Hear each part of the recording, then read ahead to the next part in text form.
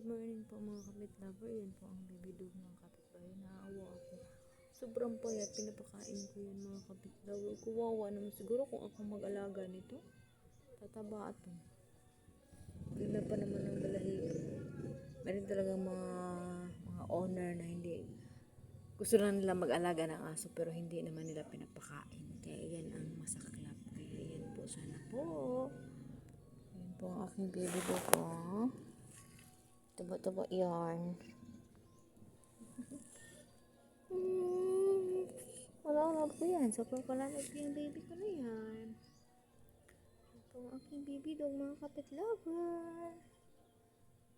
Kakain na ikaw. Mamaya ha. Bibigyan kita ng pagkain ha. Hindi pa kasi ako nagsaing. Yung kinain ko lang yung lamig na kanin.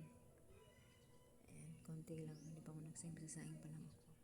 Kainin ko yung kuwawa daw. Higay mo na ikaw. Yun doon siya nahiga mga kapitlaver. Doon siya. Doon siya natutulog kasi walang tao dito.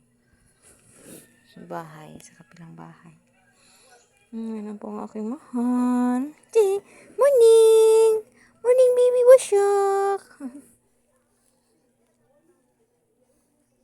Yan po ang aking baby dog mga kapitlaver. Yan. Yan na. Bye-bye na mga kapit-lover. At take care na po sa inyong lahat. Yan po yung puno ng papaya. Ayan. Ayan lang po. Maraming gana for today mga kapit-lover. Bye-bye. Hello everyone. Ayan po ang gamit ko po sa aking baby. Pit oral spray mga kapit-lover. Yan po, maganda po yan. Kung meron kayo mga for baby, maganda po yun. Mabango po yung bunga na yung for baby cat or dog mga kapit-lover. Maganda so 120 ml po siya mga kapit. Mura lang po yan mga kapit-lover. Kaya check out na kayo dyan sa aking yellow basket mga kapit-lover. Pit oral spray. Yan po ang aking baby to. Galing na yan sa labas. Ayan po siya. Yan po ang kanyang gamit. Hindi ko lang makita na nilagyan ko siya kasi walang maghahawak sa aking cellphone.